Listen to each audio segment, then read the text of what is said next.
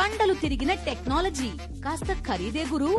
పూర్తి వివరాలకు చదవండి రేపటి సాక్షి దినపత్రిక.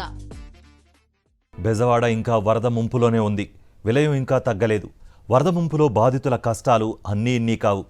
ఇళ్లను చుట్టేసిన వర్షపు నీటిని దాటి బయటకు రాలేక వృద్ధులు, చిన్నారులు, మహిళలు అవస్థలు పడుతున్నారు. దీర్ఘరోగాలతో బాధపడేవారిలో కొందరికి మెడిసిన్ తెచ్చుకునే పరిస్థితి కూడా లేకపోవడం విషాదానికి దారితీస్తోంది. బెజవాడ ఇంకా వరద ముంపులోనే ఉంది. అనేక కాలనీలు జల దిగ్బంధంలో చిక్కుకున్నాయి. బాధితులు అష్ట కష్టాలు పడుతున్నారు. వరద ప్రభావంతో అనేక అవస్థలు ఎదుర్కొంటున్నారు. 3 రోజులుగా ఇదే పరిస్థితి నెలకొంది. నీరు చేరిన ఇళ్లలోనే ఇంకా లక్షల మంది బిక్కుబిక్కుమంటూ గడుపుతున్నారు. సాయం కోసం ఎదురు చూస్తున్నారు. జాలరిపేటలో పీకల్లోతు నీటిలో ఉన్నారు బాధితులు. 3 రోజుల నుంచి ఇదే పరిస్థితుల్లో తామున్నామని, అయినా తమ వైపు ఏ ఒక్క అధికారి కన్నెత్తి చూడలేదని వారు మండిపడ్డారు.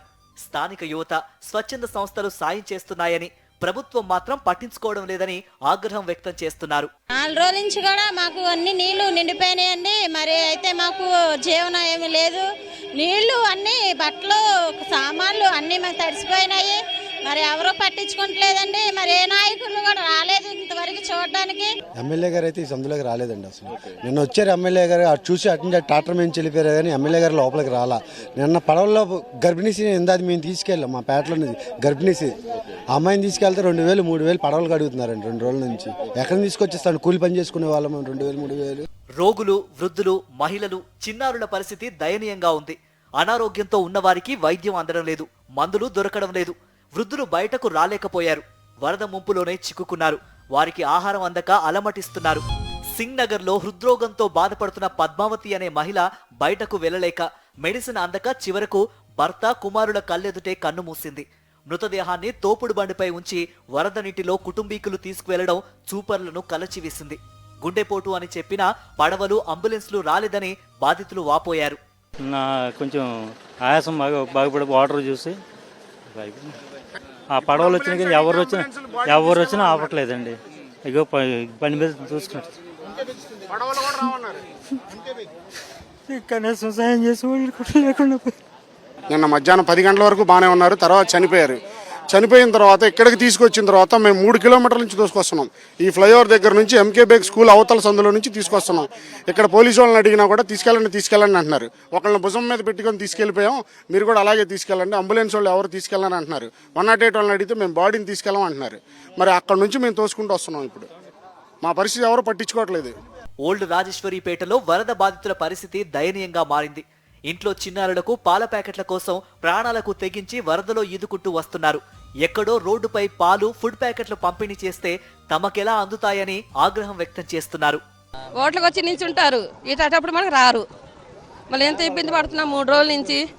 ఇప్పుడు వెళ్ళిపోతున్నాం. ముందు నుంచి లేదండి, ఏమీ లేదు. వాటర్ లేదు, ఏమీ లేదు. అన్నానికి ఏం రోడ్లకు దొరుకుతున్నాయి, సందులలో దొరకట్లేదు. అట్లా పంపించచ్చు కదా. కాలనీకి వస్తే బామ్మ కాలనీ నుంచి వచ్చాము. రోడ్డు మీదకి వచ్చిన ఆడపిల్లలు కాలనీకి వస్తున్నాయి రోడ్డు మీద ఇచ్చేసి వస్తున్నారు. లోనకు రావాలి కదా, లోనకి అసలు పంపించట్లేదు ఎవరు. మంచినీళ్ళు కానీ, ఏ పాల ప్యాకెట్లు కానీ, జ్వరాలు. ఇప్పుడు కావాలని వచ్చామన్నా ఏమీ అందనివ్వట్లేదన్న. ఆకలేసి పసిపిల్లలతో ఉన్నాం. చాలా దారుణంగా ఉందన్న. అందిన వాళ్ళకే అందుతున్నాయి. బుడమేరు ఉప్పొంగడంతో బెజవాడలో జరిగిన నష్టం అంతా ఇంతా కాదు. ఎక్కడ చూసినా కన్నీటి గాథలే కనిపిస్తున్నాయి. ఏకలవ్య నగర్ కాలనీలోకి వరద నీరు భారీ ఎత్తున రావడంతో అక్కడున్న కిరాణా షాపులన్నీ ముంపుకు గురయ్యాయి. కిరాణా షాపులపై ఆధారపడి జీవిస్తున్న వారు తీవ్రంగా నష్టపోయామని ఆవేదన వ్యక్తం చేస్తున్నారు. సురక్షిత ప్రాంతాలకు తరలించండి, పడవలు పంపించండి. ఎక్కడన్నా ఆశ్రయం కోసం కొన్ని స్కూల్స్ని, కొన్ని ప్రైవేటు కళ్యాణ మండపాలను కూడా తీసుకుంటే ప్రజల్ని త్వరగా మనం అక్కడ చేరుతా ఉన్నప్పుడు ఏ ఒక్క అధికారి కూడా స్పందించిన దాఖలు లేవు. చాలా బాధాకరం.